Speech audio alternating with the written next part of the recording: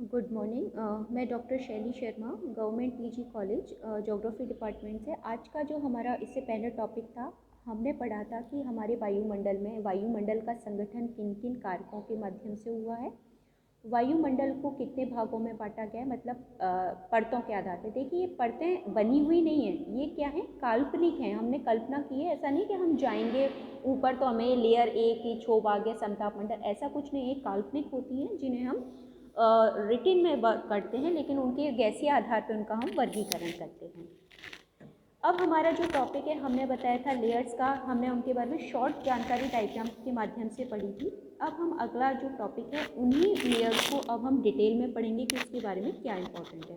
इसमें से पहले कुछ चीज़ें आपको बता दूं। पृथ्वी का जो आयतन है वो 1.0832 1 × 10⁻² किलोमीटर स्क्वायर है। और अगर द्रव्यमान की बात करें तो 5.97219 × 10⁻24 किलोमीटर डिस्टेंस में है। ठीक है, तो आपको ये द्रव्यमान वगैरह याद कर लीजिएगा। मैंने आपको बताया था हमारे वायुमंडल को तापमान के आधार पे और द्रव्यमान के आधार पे दो भागों में बांटा था। तो तापमान के आधार पे हम सबसे पहले बात कर रहे हैं क्षोभ मंडल, जिसको ट्रोपोस्फियर कहते हैं। ये जो शब्द दिया था ट्रोपोस्फियर, ये शब्द सर्वप्रथम टिजरेंस डी बर्ट ने दिया था 1902 में। क्षोभ मंडल की जो औसत ऊंचाई है वो 13 किलोमीटर है, 13 से 15 किलोमीटर के मध्य होती है। लेकिन मैंने आपको पहले डायग्राम में बताया था, ध्रुवों पे 8 किलोमीटर होती है और विषुवत रेखा पे ये 18 किलोमीटर होती है।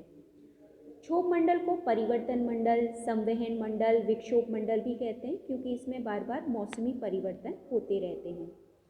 इस परत में ऊंचाई के साथ तापमान में गिरावट होती है। 1 किलोमीटर पे होती है 6.5 डिग्री सेंटीग्रेड। इसे सामान्य ताप पतन दर भी कहते हैं। पतन दर मतलब नीचे की गिरावट। 165 मीटर पर -1 डिग्री सेंटीग्रेड टेम्परेचर क्या हो जाता है, कम हो जाता है, जो कि हम बात कर चुके हैं। यहाँ मेघों का गरजना, आंधी तूफान आना, संवहन धाराएं, समस्त वायुमंडलीय गतिविधियाँ होती हैं। इसीलिए इस कार्य को क्या कहते हैं, मौसमी मंडल भी कहते हैं। वायुमंडल के कुल गैसीय भार का 75% भाग क्षोभ मंडल में ही संकेंद्रित रहता है। ये सबसे सघन परत है, क्योंकि इसमें सबसे ज़्यादा गैसें हैं, धूल के कण भी इसी में होते हैं, जल वाष्प भी इसी मंडल में होती है, तो ये सघन परत है। मानव जीवन के लिए सबसे ज़्यादा महत्वपूर्ण है। इसकी अधिकतम ऊंचाई विषुवत रेखा पे 18 किलोमीटर होने के कारण विषुवत रेखीय क्षेत्रों में अधिक ऊंचाई पे संवहन अर्थात वायु का लंबवत रूप से ऊपर उठना होता है। क्षैतिज नहीं चलती है वायु, कैसी चलती है, लंबवत, ऐसे चलती है ऊपर की ओर। अब ऐसे नहीं चलती हैं क्षैतिज, लंबवत रूप में कार्य करेंगे। क्षोभ सीमा क्षोभ मंडल की ऊपरी सीमा है। यह रैखिक ना होकर मंडलीय, इसकी मोटाई होती है 1.5 किलोमीटर, 1 से 1.5 किलोमीटर। और मैंने पहले ही आपको मेंशन किया है, ये मौसम में क्या होता है, परिवर्तित होती है। इसे मौसमी परिवर्तनों की छत कहते हैं। ये बहुत अच्छा क्वेश्चन है कि मौसमी परिवर्तन की छत किसे कहा जाता है, क्षोभ मंडल की जो सीमा है, क्योंकि यहाँ सभी मौसमी परिवर्तन बंद हो जाते हैं। क्षोभ मंडल तक तो होंगे लेकिन क्षोभ सीमा में नहीं होते। क्षोभ सीमा शब्द का सबसे पहला जो उपयोग किया था नेपियर शा ने किया था, ये ध्यान रखना। अगर आपसे पूछा जाए क्षोभ मंडल का किसने बताया, तो टिजरेंस डी बर्ट ने 1902 में, लेकिन क्षोभ सीमा दिया था नेपियर शा ने। क्षोभ सीमा की औसत ऊंचाई होती है 11 किलोमीटर। तो ये इसके क्या है, बेसिक चीज़ें, हाइट है, उसमें सीमाओं का अध्ययन है, या क्षोभ सीमा कितने पे आती है, इसके बारे में हमने जानकारी ली है। इस क्षोभ सीमा के निकट तापमान घटकर -6.5 डिग्री सेंटीग्रेड हो जाता है। इसके निकट पश्चिम से पूर्व की तरफ जेट धाराएं चलती हैं। ठीक है, पश्चिम से पूर्व जेट धाराओं की निश्चित दिशा है। दूसरा आता है हमारा समताप मंडल। क्षोभ सीमा से 50 किलोमीटर की ऊंचाई तक समताप मंडल का विस्तार पाया जाता है। इसका भी खोज किसने की थी, टी बोर्ड महोदय ने, टिजरेंस डी बोर्ड ने 1898 में की थी। प्रारंभ में देखो, इसकी ऊंचाई जो बात करते थे 20 किलोमीटर तक तो तापमान नहीं बदलता है, लेकिन जैसे जैसे ऊंचाई बढ़ती है इसके बाद तापमान क्या होता जाता है, बढ़ता जाता है। मैंने आपको बताया था इस समताप मंडल में बजाय तापमान गिरने के क्या होने लगता है, बढ़ने लगता है। यह तापमान बढ़ के कहाँ पहुँच जाता है, 0 डिग्री। ठीक है, क्योंकि देखो 0 से अगर हम इधर जाएंगे तो प्लस, और 0 से इधर जाएंगे तो माइनस। अगर इधर आ रहे हैं तो तापमान बढ़ रहा है, और इधर जा रहे हैं तो क्या आ रहा है, घट रहा है। तो हम 0 पे आ गए, इसका मतलब हमारा, जब मैंने आपको डायग्राम मेंशन किया था तो उस डायग्राम में जो पहला बना था ये क्षोभ सीमा थी, हमारा 0 डिग्री यहाँ था, यहाँ से हम लेके गए थे 60 तक, ये 60 डिग्री माइनस। लेकिन इसके बाद जब समताप मंडल की हमने बात की थी तो हमने ये 18 हो गया, 18 के बाद 50 हो गया। ये हमारा कौन सा था, समताप मंडल। और समताप मंडल में जब हम बात कर रहे थे तो यही जो था ये थोड़ा ऊपर जाके ऐसे गया था, इसका मतलब ये किसकी सीध में आ गया, देखिए 0 डिग्री की सीध में आ गया। 60 के बाद यहाँ 50 हुआ होगा, 40, ये माइनस, मतलब अब इधर जाते तो घटता, लेकिन इधर आ रहे हैं तो वो क्या होता है, बढ़ रहा है, ये उल्टा चलता है। ये प्रक्रिया हम अध्ययन कर चुके हैं। तो यहाँ तापमान क्या होता है, बढ़ता है। ये समताप सीमा तक बढ़कर 0 डिग्री हो जाता है। समताप मंडल में ऊंचाई के साथ तापमान बढ़ने का कारण ओजोन गैस का रासायनिक अभिक्रिया के दौरान बनना है। ये बन क्यों रहा है, ओजोन गैस के निर्माण के कारण, क्योंकि ओजोन में O2 प्लस O अणु, जब ऑक्सीजन का एक अणु मिलता है तो इसमें ऊर्जा प्रवाह होती है, M ऊर्जा का निर्माण होता है। तो ये जो ऊर्जा निर्माण कर रहा है वो इसी वजह से ताप क्या हो रहा है, बढ़ रहा है। समताप मंडल की सर्वाधिक मोटाई ध्रुवों पर होती है। इस समताप मंडल में कभी कभी कुछ बादल दिखाई देते हैं जिन्हें नेक्रियन क्लाउड, मुक्ताभी बादल कहते हैं, या पर्ल ऑफ मदर क्लाउड। बहुत अच्छा क्वेश्चन है आपके लिए, पर्ल ऑफ क्लाउड कई एग्जाम्स में पूछा गया। पर्ल ऑफ मदर क्लाउड किसे कहते हैं, मुक्ताभी बादल कहाँ पाए जाते हैं, समताप मंडल में पाए जाते हैं। इनको नेक्रियन क्लाउड्स के नाम से भी जाना जाता है। अगला हमारा जो टॉपिक है वो है मध्य मंडल, मेसोस्फीयर। इसका विस्तार 50 से 80 किलोमीटर तक है। इस मंडल में ऊंचाई के साथ तापमान में गिरावट होती है और ये जो टेम्परेचर बढ़ा था, देखिए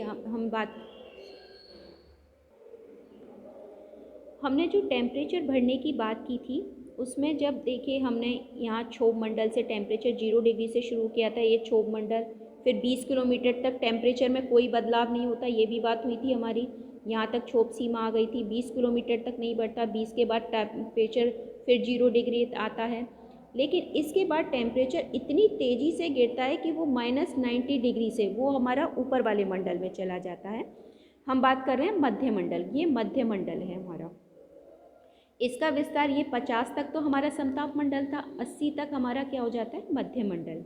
इस मंडल में ऊंचाई के साथ तापमान में गिरावट होती है जिसका कारण पार्थिव विकिरणों का कम होना। पार्थिव विकिरणों का मतलब क्या हो गया, देखिए जब हम धरातल से ऊंचाई पे, ये धरातल है, धरातल से जब सूर्य की किरणें आ रही है लघु तरंगों के रूप में धरातल पे आ रही है, लौटती किस में है, दीर्घ तरंगों के रूप में, दीर्घ तरंगों के रूप में। तो जब लौटती हैं तो धूल के कण हैं, जलवाष्प है, गैसें हैं, ये सब इसको अवशोषित कर लेती हैं। लेकिन ये सब कहाँ रह गई, ज़्यादातर क्षोभ मंडल में सारी चीज़ें। अब क्षोभ मंडल से ऊपर गए, जब ये सभी चीज़ें ऊपर कम होती जाएंगी तो ताप को अवशोषित करने वाले कारक ही नहीं रहे। जब कारक ही नहीं रहेंगे ताप को रोकने को, अवशोषित करने वाले, तो वहाँ पर बजाय टेम्परेचर बढ़ने के क्या हो जाएगा, तेज़ी से कम हो जाएगा।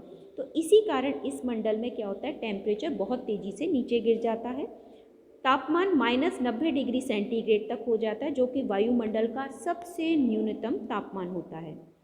मध्य सीमा के ऊपर तापमान बढ़ता है, इसे ही थर्मोस्फेयर कहते हैं, क्योंकि यहाँ टेम्परेचर अब देखिए मैं बार बार बात कर रहे हैं कि जब हम वायुमंडल में जाते हैं कभी टेम्परेचर बहुत कम हो जाता है, कभी टेम्परेचर बढ़ जाता है, तो बार बार परिवर्तित होता रहता है। तो ये परिवर्तन ही हमारे वायुमंडल में बहुत सारे कारकों के लिए उत्तरदायी हो जाता है। इसके बाद हमारा ताप सीमा आ जाती है। इस मंडल में अधिकांश उल्कापिंड जलते हैं। इस मंडल की ऊपरी सीमा के निकट ताप परिवर्तन से कुछ बादलों का निर्माण होता है जिसे निशादीप्ति या निटलमेंट क्लाउड्स कहते हैं।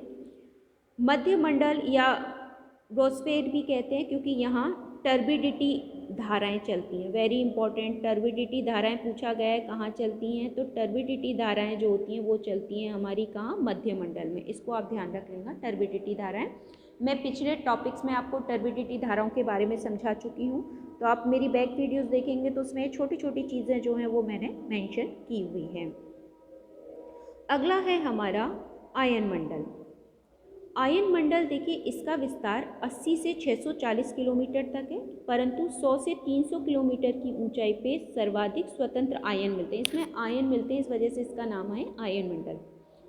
यहाँ सौर विकिरणों के साथ आने वाली एक्स और गामा किरणें स्वतंत्र नाइट्रोजन और ऑक्सीजन के अणुओं को आघात करती हैं। आघात मतलब टकराएंगी, जिससे क्या होगा, इलेक्ट्रॉन प्रोटॉन आयन अलग हो जाते हैं। इस परत में रेडियो विकिरण परावर्तित होती हैं। इसे भी 4 उपभागों में मैंने डायग्राम में आपको मेंशन किया था। डी परत 80 से 90 किलोमीटर ये दीर्घ रेडियो तरंगों को परावर्तित करती है। यह परत केवल दिन में मिलती है, सूर्यास्त के बाद ये भी विलुप्त हो जाती है। ई परत 90 से 130 किलोमीटर, यहाँ रेडियो की मध्यम व लघु तरंगें परावर्तित होती हैं। यह भी रात में अदृश्य हो जाती है। इसे कैनेली हैवीसाइड परत भी कहते हैं। तो कई बार ये क्वेश्चन भी आ जाता है, कैनेली हैवीसाइड परत किसे कहते हैं। तो ये भी इम्पोर्टेंट है कि परत का दूसरा नाम क्या है कई बार, और उसकी हाइट क्या है। नेक्स्ट है एफ परत, 130 से 300 किलोमीटर। ये दूर संचार के लिए सबसे महत्वपूर्ण है। मैंने कहा था ना, रेडियो है, आपका टेलीविज़न है या मोबाइल्स हैं, यहाँ लघु तरंगों का परावर्तन होता है। इसे एप्लेटन परत भी कहते हैं। जी परत 300 से ऊंचाई वाले क्षेत्र, नवीन जो अनुसंधानों से इस परत की खोज हुई है, यहाँ सभी प्रकार की रेडियो तरंगें परावर्तित हो, लघु भी, मध्यम भी और दीर्घ भी। आयन मंडल की प्रमुख विशेषता ध्रुवीय प्रकाश है। ये ध्रुवीय प्रकाश सूर्य और पृथ्वी के अंतर संबंधों के कारण आता है, अर्थात वायुमंडल विद्युत चार्ज अणु पृथ्वी के चुंबकीय क्षेत्रों के ध्रुवीयकरण से घर्षण होता है, और घर्षण के कारण ध्रुवों पे प्रकाश जैसी अनुमति होती है। तो 2 प्रकार का प्रकाश उत्तरी गोलार्ध में अलग और दक्षिणी गोलार्ध में अलग दिखाई देता है, नॉर्थ पोल लाइट और साउथ पोल लाइट के रूप में। सुमेरु ज्योति कहते हैं, कुमेरु ज्योति, अरोरा बोरेलिस, अरोरा ऑस्ट्रेलिस। तो ये हमारी कई बार पूछा गया है कि किसके कारण होता है, ध्रुवीय अरोरा लाइट्स किस कारण बनती हैं।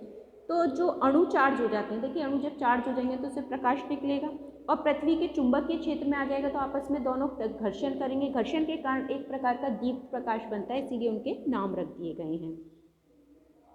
नेक्स्ट है बहिर्मंडल। इस परत में ऊंचाई के साथ तापमान में वृद्धि होती है, जिस कारण विद्युत आवेशित कणों की प्रधानता है। गुरुत्वाकर्षण के क्षीण होने के कारण जैसे सोचिए ग्रेविटी सिस्टम दूर होता जाएगा। हाइड्रोजन और हीलियम गैसें यहाँ मुख्य रूप से पाई जाती हैं।